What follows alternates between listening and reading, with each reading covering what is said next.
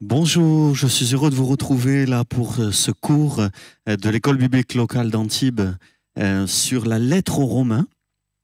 Et j'aimerais aborder la suite de ce qu'on a vu. On a vu l'universalité du péché, que le péché est répandu partout. Tous les hommes ont péché, les païens comme les juifs, les uns et les autres n'ont pas les mêmes repères moraux. Les juifs sont fondés sur la loi de Moïse, bien sûr. Les païens, eux, ont une loi qui est comme inscrite dans leur cœur, dans leur conscience. Mais les uns et les autres sont des transgresseurs de la loi. Finalement, le péché, c'est la transgression de la loi. Et qu'on soit juif, qu'on soit païen, quels que soient les repères moraux qui sont les nôtres, on est tous dans la transgression. Et donc, tous condamnés, condamnables. Et la colère de Dieu repose quelque part sur tous les hommes à cause de leur péché. On a également commencé à voir dans la lettre aux Romains que Dieu offre la justification à tous les hommes par la foi en Jésus-Christ. On a vu notamment, et je crois que ça c'est important, il faut insister sur ça, on a vu que la justification, la justice de Dieu dans la lettre aux Romains n'est pas qu'une justice punitive qui punit les hommes pour leurs péchés, mais c'est une justice que Dieu offre. C'est pas une justice que l'on gagne par ses efforts, mais c'est une justice que Dieu nous offre en Jésus-Christ. En fait, par la foi, on rejoint le Christ et on bénéficie de sa justice. Nous qui sommes injustes, nous qui sommes condamnables, la foi nous unit à Jésus-Christ et nous permet de bénéficier de sa justice. Il a vécu parfaitement juste sur cette terre, il n'a jamais péché, sa vie sans péché repose sur nous. Dieu ne regarde plus ce que nous sommes en tant que pécheurs, mais il regarde Christ en nous. Et quand il nous voit, il voit la justice du Christ dans nos vies. Ainsi, la justice de Dieu dans la lettre aux Romains n'est pas quelque chose que l'on gagne, mais quelque chose que l'on reçoit. C'est une justice que Dieu donne. C'est la justice de Jésus-Christ qui est communiquée par la foi en Jésus-Christ. Nous sommes justifiés. Il y a tout un débat sur la justification, un texte du professeur Benetro à étudier éventuellement pour ceux qui veulent des crédits théologiques, mais pour résumer, dans les grandes lignes, finalement, c'est cette découverte de la justice que Dieu donne gratuitement, en contrepartie seulement de la foi, qui est au cœur de la lettre aux Romains, de la bonne nouvelle de la lettre aux Romains. Toi qui es marqué, chargé par tes péchés, Dieu est prêt à te pardonner gratuitement. Voilà la bonne nouvelle. Alors, dans le texte de la fin du chapitre 3 de la lettre aux Romains, qu'on a déjà commencé à aborder, donc Paul aborde cette question de la justification qui va poursuivre jusqu'au chapitre 5, mais il aborde aussi les moyens de la justification, la rédemption qui est en Jésus-Christ, le rachat, le prix payé par Jésus sur la croix, par son sang, l'expiation, c'est-à-dire le sang qui couvre nos fautes et qui fait que justement Dieu nous est propice, nous est favorable, il nous regarde favorablement parce qu'il voit Christ en nous et la justice du Christ dans nos vies. Peut-être sur la foi aussi, c'est intéressant. Pourquoi la foi est demandée par Dieu et pas autre chose que la foi. Au fond, nos œuvres sont toujours insuffisantes. Elles sont jamais à la hauteur de la perfection de Dieu. Et la foi, elle, n'est pas parfaite non plus. Et elle a des tiraillements et des combats. Mais la foi fait la joie de Dieu, lui permet de nous être favorables parce que la foi, c'est de la confiance. Et au fond, la foi nous fait rentrer dans une relation de confiance. Le Dieu qui nous aime est prêt à passer sur toutes nos fautes, pourvu que l'on rentre avec lui dans une relation de confiance. C'est par la foi, et Paul insiste à la fin du chapitre 3 de la lettre aux Romains pour dire c'est par la foi et non par les œuvres de la loi. Par exemple, au verset 27, où donc est le sujet de se glorifier, il est exclu. Par quelle loi? Par la loi des œuvres? Non, mais par la loi de la foi. La loi de la foi, car nous pensons que l'homme est justifié par la foi sans les œuvres de la loi. Cette dimension de la foi qui va être opposée aux œuvres de la loi, aux œuvres méritoires d'un homme qui ferait ses efforts pour obéir à Dieu par lui-même, cette opposition de la foi authentique en Jésus-Christ et dans ce que Jésus a accompli, et non dans ce que nous accomplissons pour obéir à Dieu, est déterminante ici dans cette lettre aux Romains. Ainsi, juste avant, au verset 26, il dit que c'est comme ça. Au verset 25, il parle de sa patience. Dieu se montre patient envers les pécheurs, envers ceux qui ont péché. Mais au verset 26, il va employer cette expression, il montre sa justice dans le temps présent, de manière à être juste, tout en justifiant celui qui a la foi en Jésus. Il est juste en condamnant le péché dans la personne du Christ. Le salaire du péché, c'est la mort. Christ a été mis à mort. La justice de Dieu est accomplie et satisfaite dans son sacrifice. Il porte toutes les fautes de l'humanité. Lui, innocent, se substitue au coupable dans son amour. La grande tension en théologie, c'est au fond comment concilier l'amour de Dieu et la justice de Dieu. Et Paul montre que la croix est le lieu où amour de Dieu et justice de Dieu se concilient, se rencontrent. À la croix, c'est la pleine justice de Dieu qui condamne l'humanité dans la chair du Christ. L'humanité est condamnée pour ses péchés. Jésus prend les péchés de l'humanité sur lui. La justice de Dieu est pleinement satisfaite. Dieu ne choisit pas de ne plus être juste parce qu'il est amour, mais Dieu est à la fois pleinement juste et pleinement amour. Et ça, c'est à la croix qu'on le voit, puisque à la croix, Jésus est pleinement juste, sans péché, et il prend la place des coupables, et lui, il s'offre justement pour expier, couvrir les péchés de l'humanité. C'est à la croix que la pleine justice de Dieu s'accomplit et que son amour parfait se manifeste également. C'est ainsi qu'il est à la fois juste, en condamnant le péché en la personne de Jésus, et à la fois justifiant celui qui a la foi en Jésus dans son amour. Il justifie les hommes moyennant la foi, cette relation de confiance que nous établissons avec lui. Ce débat un peu sur l'expiation, vous le retrouvez aussi dans le document qui est à lire pour ceux qui veulent avoir des crédits ECTS, dans le document de Frédéric Godet sur l'expiation, et qui fait part de tous les débats théologiques sur cette dimension. Certains théologiens disent, mais en quoi ça peut être juste qu'un innocent soit condamné à la place des coupables? Et certains ont voulu dénigrer le cœur du message du christianisme, ont voulu détourner le sens de l'expiation. Mais ici, c'est clair dans le texte de Paul, et puis c'est défendu donc théologiquement par Frédéric Godet, c'est clair que l'amour de Dieu se manifeste dans cet innocent Jésus qui prend la place des coupables, mais aussi la justice de Dieu se manifeste ainsi en condamnant l'humanité pour ses péchés et en accomplissant toute justice par la mise à mort de celui qui s'offre en faveur des coupables. Et tout l'Ancien Testament, quelque part, je pense que c'est important de le dire, tout l'Ancien Testament nous préparait à cette venue de Jésus et à cet accomplissement parfait de la justice et de l'amour de Dieu en Jésus-Christ. Tous les sacrifices de l'Ancienne Alliance étaient là pour nous apprendre, toi qui es coupable, tu ne peux pas te racheter toi-même. Toi qui es coupable, tes bonnes œuvres ne peuvent pas rattraper tes fautes, tes erreurs.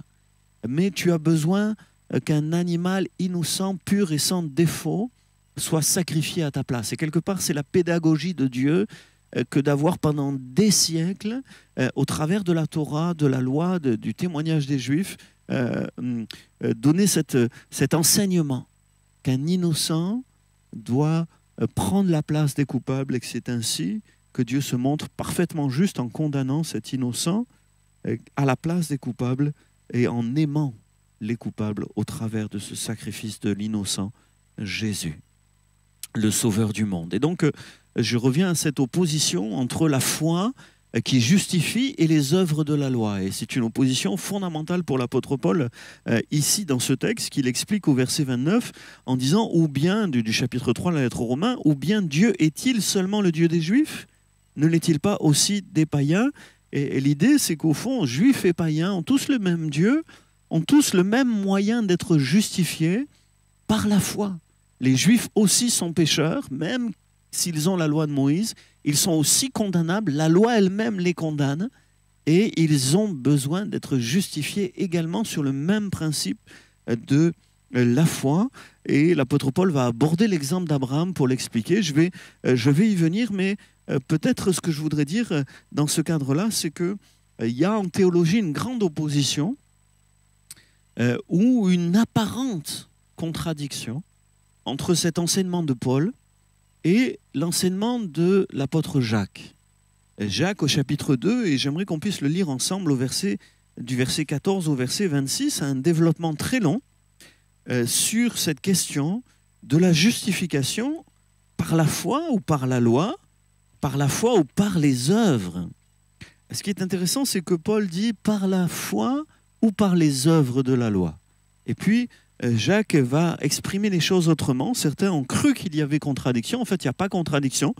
Mais j'aimerais le lire avec vous pour que vous compreniez, en le lisant, l'expliquer au fur et à mesure qu'il n'y a pas contradiction et en quoi les deux se complètent. Finalement, la Bible nous donne des enseignements qui se complètent les uns les autres. La perspective de Paul est essentielle dans la lettre aux Romains, mais celle de Jacques vient comme un complément qui enrichit la pensée de Paul, mais qui n'est pas contradictoire. Mes frères, dans Jacques chapitre 2, verset 14, il est écrit « Mes frères, que sert-il à quelqu'un de dire qu'il a la foi s'il n'a pas les œuvres? La foi peut-elle le sauver ?» Donc vous voyez qu'il y a comme, en réalité, en tout cas moi c'est ce que je pense tout de suite, je veux le dire, je pense que l'apôtre Paul enseignait la saine doctrine et que Jacques était d'accord avec Paul. Mais que certains déformaient l'enseignement de Paul. D'ailleurs, on l'a vu dans la lettre aux Romains elle-même, on l'a lu dans le cours précédent, Paul à un moment donné dit « Mais il y a des gens qui déforment ce que j'enseigne. » Et qui font croire que, alors, péchons alors. Puisqu'il y a la grâce de Dieu, alors péchons et faisons n'importe quoi. Hein, ça, c'est une déformation. Paul n'a jamais dit ça. Bien sûr que la grâce, elle surabonde et elle efface tous nos péchés, mais ce n'est pas un encouragement à pécher, la grâce. La grâce, c'est un cadeau de Dieu qui nous rend infiniment reconnaissants envers le Dieu qui nous pardonne gratuitement. Mais ce n'est jamais un encouragement à pécher, on y reviendra.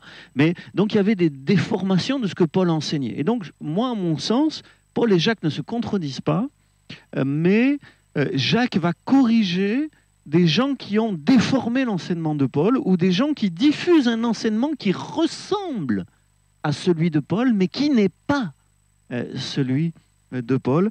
Et nous le voyons ici, il dit « La foi peut-elle sauver ?» Bien sûr que la foi peut sauver, mais lui, il va montrer que ce n'est pas la foi seule qui sauve, mais c'est la foi qui va produire des œuvres. Et c'est intéressant parce que cette expression, la foi seule, elle est utilisée par Luther et elle va être combattue par les catholiques et elle va être au cœur du débat. Et finalement, ça dépend comment on l'interprète. Si on interprète la foi seule, c'est-à-dire la foi sans les œuvres de la loi, ben là, Luther a raison. C'est par la foi seule qu'on est justifié, c'est ce que Paul nous explique. On est justifié par la foi seule, c'est-à-dire la foi sans les œuvres de la loi. Et c'est ça que Luther voulait dire. On est justifié par la foi seule pour dire qu'on n'est pas justifié par les œuvres. De la loi en particulier, par les œuvres tout court. Ce n'est pas les œuvres qui nous justifient. Mais l'apôtre Jacques va finalement donner un complément en disant « Oui, mais ce n'est pas une foi sans œuvre non plus. Ce n'est pas les œuvres de la loi, ni les œuvres tout court qui nous justifient. Ce ne sont pas les œuvres qui nous justifient. Mais ce n'est pas non plus une foi sans œuvre. » Et c'est ça que Jacques va nous expliquer. On va le lire ensemble. Que sert-il à quelqu'un de dire qu'il a la foi s'il n'a pas les œuvres? Si un frère ou une sœur sont nus et manquent de la nourriture de chaque jour, et que l'un d'entre vous leur dise « Allez en paix, chauffez-vous et vous rassasiez », et que vous ne leur donniez pas ce qui est nécessaire au corps, à quoi cela sert-il? Jacques chapitre 2, maintenant verset 17. Il en est ainsi de la foi. Si elle n'a pas les œuvres, elle est morte en elle-même. Et donc Jacques insiste pour dire la vraie foi. Jacques n'emploie jamais cette expression que Paul utilise, les œuvres de la loi, qu'il oppose à la vraie foi. Mais il utilise une autre expression, il dit les œuvres. Et au fond, pour moi, et on va le voir dans la suite du texte, il montre que la vraie foi produit des œuvres. La vraie foi se laisse voir par les œuvres de la foi et non par les œuvres de la loi, comme l'apôtre Paul le disait, ils ne sont pas en contradiction, juste ils se complète. Il en est ainsi de la foi, si elle n'a pas les œuvres, elle est morte en elle-même. Mais quelqu'un dira, toi tu as la foi, et moi j'ai les œuvres. Montre-moi ta foi sans les œuvres. Bon, on ne voit pas grand-chose quand on voit la foi sans les œuvres. C'est ça que veut dire le texte finalement. Et moi, Je te montrerai la foi par mes œuvres. Ce n'est pas des œuvres sans la foi, mais c'est les œuvres de la foi, les œuvres qui démontrent l'authenticité de notre foi. Verset 19. Tu crois qu'il y a un seul Dieu, tu fais bien. Croire qu'il y a un seul Dieu ne suffit pas. Les démons aussi le croient. Et ils tremblent. Veux-tu savoir, ô homme vain, que la foi sans les œuvres est inutile? Donc, avec la comparaison avec les démons, moi je trouve qu'elle est intéressante. Les démons croient qu'il y a un seul Dieu, mais ils n'ont pas confiance dans ce Dieu. Ils ne sont pas dans la vraie foi, et puis ils ne sont pas dans des œuvres de foi qui démontrent leur amour pour ce Dieu. C'est là que c'est le plus complexe, puisque là où Paul, et on va y revenir, a cité Abraham comme le modèle de celui qui a la foi, qui est justifié par la foi sans les œuvres de la loi, Jacques, lui, au verset 21 de son chapitre 2, va utiliser Abraham comme un exemple aussi, mais de justification par les œuvres, dit-il. En réalité, on l'a vu dans les versets précédents qu'on vient de commenter, par les œuvres de la foi.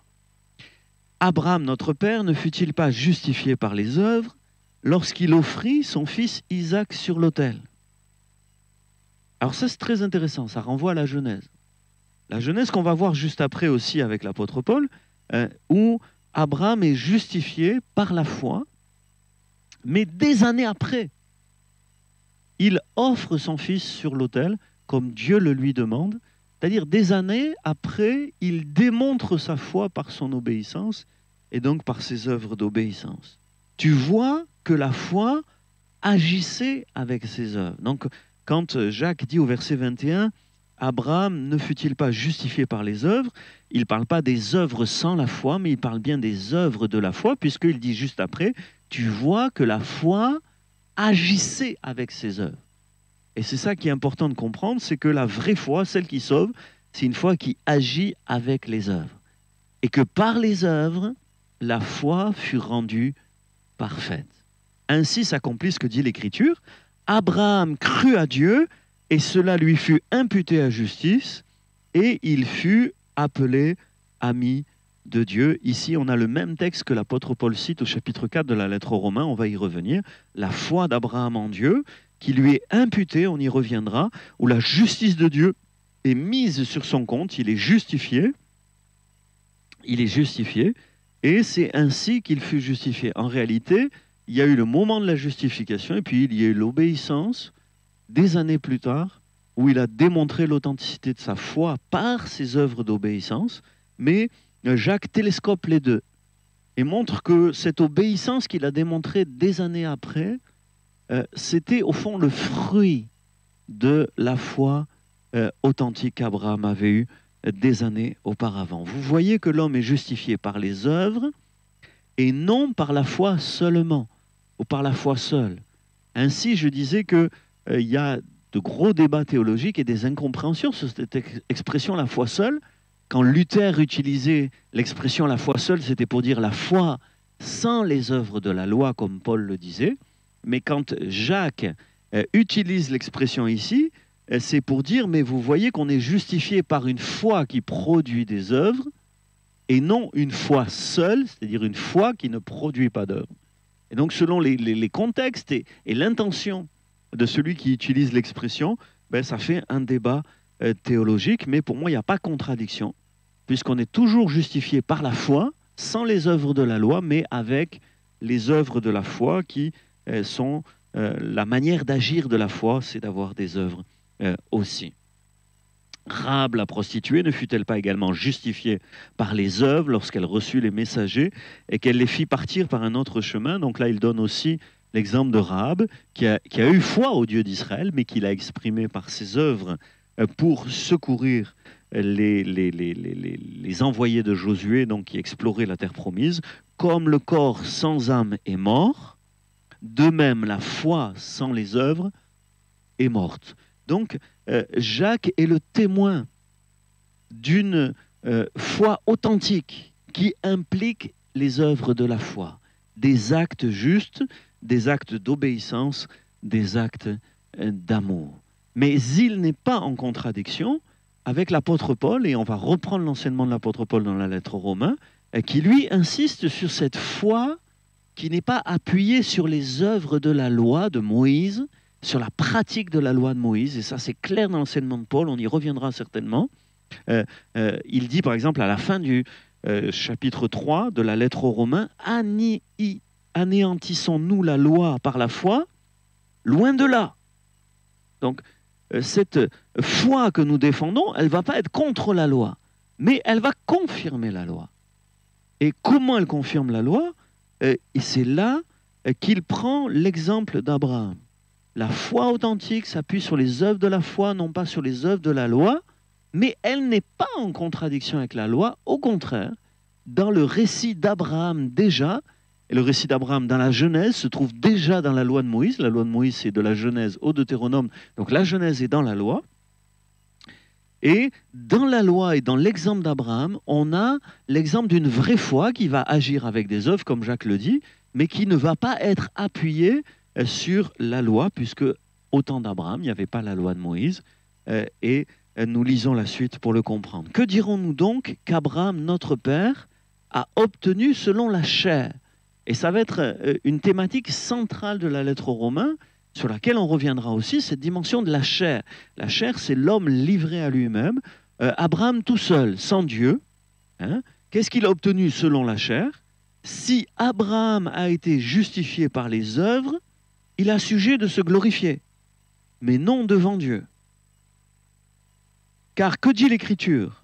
Abraham crut à Dieu, et cela lui fut imputé à justice. Donc le même texte qui avait été cité par Jacques, et ici l'apôtre Paul l'explique en disant, mais il crut à Dieu, et c'est ça qui lui a permis d'être considéré comme juste.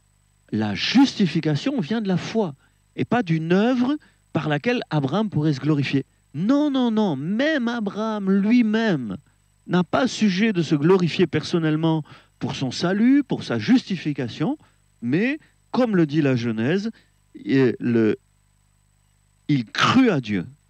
Et c'est cela qui lui a été imputé à justice. Alors on a cette expression, imputé à justice, et je pense que c'est important de la comprendre pour comprendre la lettre aux Romains. Imputé, imputation, c'est un terme du langage comptable.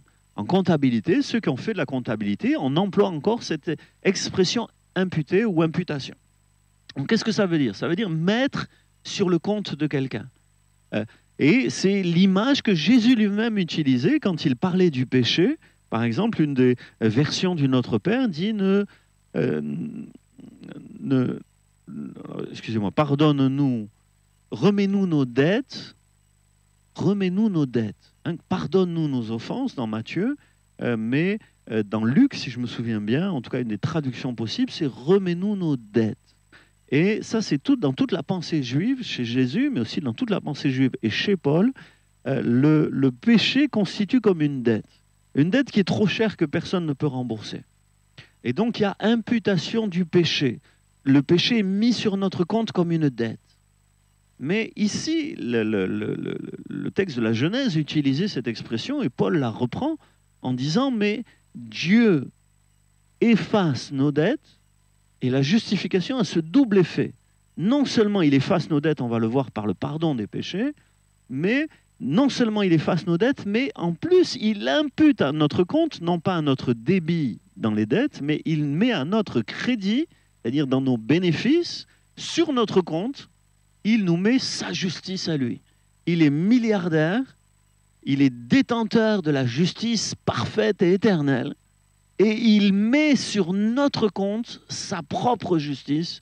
Nous devenons spirituellement milliardaires, hein, pour simplifier les choses, nous devenons spirituellement milliardaires, nous bénéficions de sa justice parfaite et éternelle. Elle est imputée à justice. Sa justice nous est imputée. Donc comme ici Abraham, il crut à Dieu. C'est par la foi et non par des œuvres qu'il aurait pratiquées. Or, dit la suite du texte, à celui qui fait une œuvre, le salaire est imputé. Voilà, si tu travailles, on te donne un salaire. Non, ce n'est pas une grâce, mais c'est une chose qu'on te doit, c'est un salaire. Mais à celui qui ne fait pas d'œuvre, mais qui croit en celui qui justifie l'impie, sa foi lui est imputée à justice. Et ainsi, Paul montre que notre justification, notre salut, ne repose pas sur une œuvre qu'on a accomplie, mais sur le fait de croire en celui qui justifie l'impie. L'impie, c'est vraiment le pécheur, le mauvais, celui qui est dans l'impiété, qui est sans Dieu. On n'est pas justifié par notre piété. On n'est pas justifié par nos efforts pour nous approcher de Dieu. Non, c'est en croyant au Dieu qui justifie les impies, qui justifie les pécheurs. Et c'est cette foi qui nous permet, quelque part, que la justice de Dieu nous soit imputée, soit mise sur notre compte. Ici, il va expliquer un petit peu plus en prenant l'exemple de David. De même, David exprime le bonheur de l'homme à qui Dieu impute la justice sans les œuvres. Heureux ceux dont les iniquités sont pardonnées, dont les péchés sont couverts. C'est un psaume qui disait cela. Heureux l'homme à qui le Seigneur n'impute pas son péché. C'est ce que je disais, le péché considéré comme une dette. Et tout à coup, le grand bonheur, c'est que Dieu ne met plus nos péchés comme une dette qu'on a à régler. La dette a été réglée par Jésus. Alléluia. La dette est réglée par le Seigneur. Et en plus, sa justice est mise sur notre compte. Ce bonheur n'est-il que pour les circoncis, les juifs, ou également pour les incirconcis, les non-juifs? Car nous disons que la foi fut imputée à justice à Abraham. Comment donc lui fut-elle imputée? Était-ce après ou avant sa circoncision? Il n'était pas encore circoncis, il était incirconcis. Et donc là, l'apôtre Paul utilise la Genèse tout simplement. Le texte de la Genèse qu'il a cité, Abraham crut à Dieu et cela lui fut imputé à justice, se situe dans la Genèse au chapitre 15. Et la circoncision se situe dans la Genèse au chapitre 17. Donc Paul dit, mais quand est-ce qu'il a été justifié, Abraham, par la foi? Parce qu'il a cru. Il était circoncis ou il n'était pas encore circoncis? Ben non, il n'était pas encore circoncis, tout le monde le sait, c'est dans Genèse 15, alors que la circoncision est dans Genèse 17. Ainsi, il montre que Abraham a été justifié moyennant sa foi, sans la circoncision, une expression de la loi, la circoncision. Que la loi va reprendre en tout cas. Verset 11, « Et il reçut le signe de la circoncision comme sceau de la justice qu'il avait obtenu par la foi quand il était incirconcis. » C'est-à-dire qu'il a reçu la justice quand il était incirconcis, et puis la circoncision est venue après. Comme un sceau de justice, c'est-à-dire que la pratique de la loi n'est pas un problème, quelque part, elle va démontrer qu'on a bien reçu la justice de Dieu. Mais ce n'est pas par la pratique de la loi qu'on est justifié, c'est clair dans le texte de Paul. Afin d'être, et donc ainsi il a été justifié quand il était incirconcis, Abraham, afin d'être le père de tous les incirconcis qui croient, et oui, tous les non-juifs qui croient, Abraham est aussi leur père, pour que la justice leur soit aussi imputée, mise sur leur compte comme pour Abraham. Mais il est aussi le père des circoncis, qui ne sont pas seulement circoncis, mais qui marchent aussi sur les traces de la foi de notre père Abraham quand il était incirconcis. C'est-à-dire que le simple fait d'être circoncis ou juif ne suffit pas à être justifié. Il faut aussi avoir cette foi qui a permis à Abraham d'être justifié, marcher sur les traces de la foi de notre père Abraham. En effet, ce n'est pas par la loi que l'héritage du monde a été promis à Abraham ou à sa postérité, c'est par la justice de la foi. Donc toutes les promesses de bénédiction qu'Abraham a reçues ne sont pas liées à la pratique de la loi, puisqu'il n'était pas lui-même sous la loi, il n'avait pas reçu de loi, il a été justifié même avant d'être circoncis, car si les héritiers le sont par la loi, la foi est vaine, et la promesse est anéantie. Et là, il oppose, c'est intéressant, il oppose la loi et la promesse. La loi et la promesse. Abraham a été sauvé en vertu d'une promesse à laquelle il a cru, et non en vertu d'une loi qu'il avait à pratiquer. Parce que la loi produit la colère, et que là où il n'y a pas de loi, il n'y a pas non plus de transgression. C'est pourquoi les héritiers le sont par la foi, pour que ce soit par grâce, afin que la promesse soit assurée à toute la postérité, non seulement à celle qui est sous la loi, mais aussi à celle qui a la foi d'Abraham, notre père à tous, selon qu'il est écrit, je t'ai établi père d'un grand nombre de nations. Donc Abraham qui signifie père d'une multitude, c'est ça le changement de nom d'Abraham aussi. Abraham signifiait père élevé, Abraham père d'une multitude. Et au fond, dans son changement de nom, il y avait aussi cette dimension qu'il devait être le père d'une multitude de nations, non seulement de ceux qui sont sous la loi, les Juifs, mais aussi de tous ceux qui ne sont pas sous la loi, de tous les non-Juifs, qui allaient croire et avoir la même foi qu'Abraham et bénéficier du salut en vertu de la même promesse qui sauve tous les hommes. La promesse de bénédiction à laquelle nous croyons comme Abraham a cru.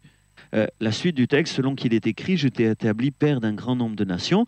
Il est notre Père devant celui auquel il a cru, Dieu qui donne la vie aux morts et qui appelle les choses qui ne sont pas comme si elles étaient.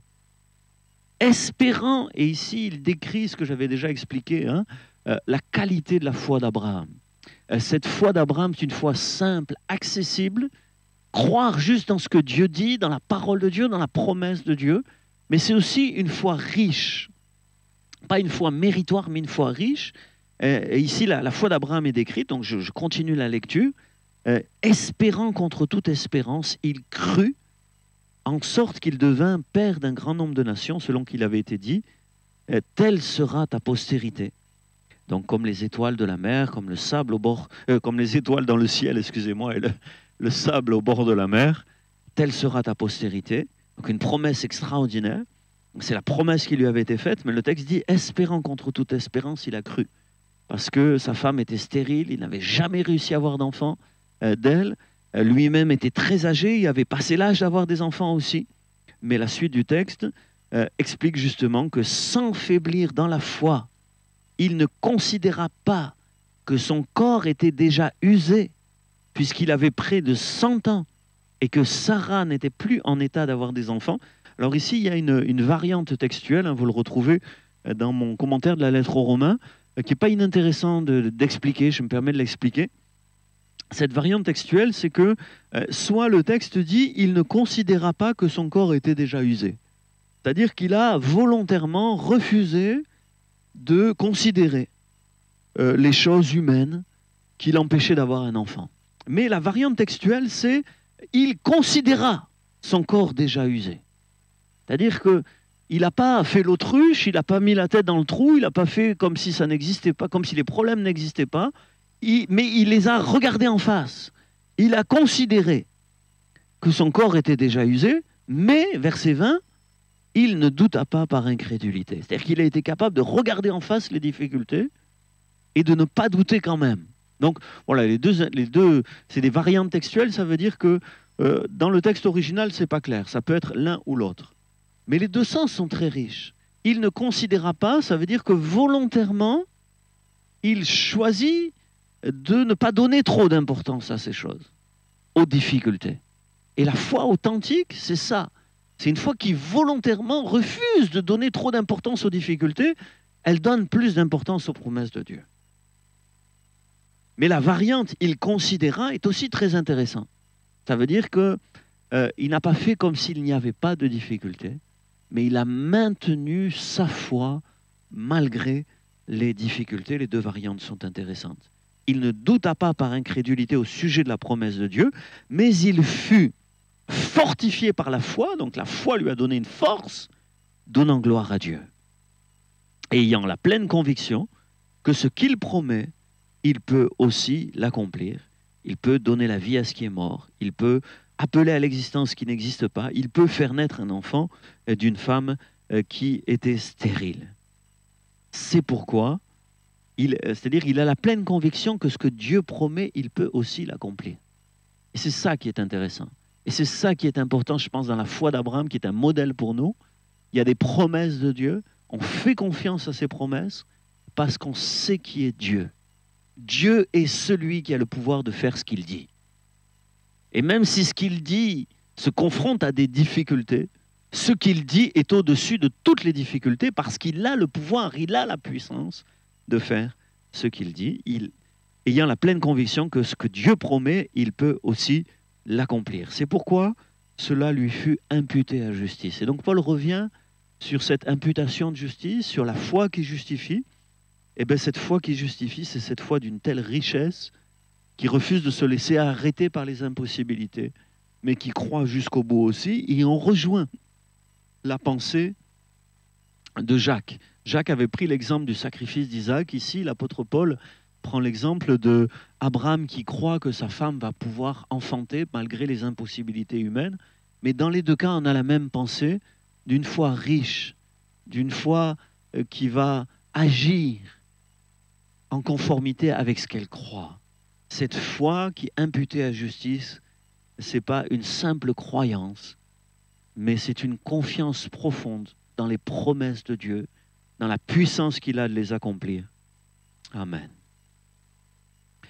C'est encore à cause de nous, dit la suite du texte, à qui cela sera imputé, nous qui vivons comme Abraham par la foi, et à qui la justice de Dieu est aussi mise sur notre compte, à nous qui croyons en celui qui a ressuscité des morts, Jésus notre Seigneur, lequel a été livré pour nos offenses et ressuscité pour notre justification. Et l'apôtre Paul, en finissant ce chapitre, et je vais finir sur ça, en finissant ce chapitre, montre qu'au fond, on a la même foi qu'Abraham. Nous aussi, c'est quelque chose d'extraordinaire que Dieu a fait. Comme la femme d'Abraham qui était stérile a pu enfanter, Jésus-Christ qui était mort est ressuscité. Et c'est quand même quelque chose d'impossible que de vaincre la mort, que de sortir de la mort.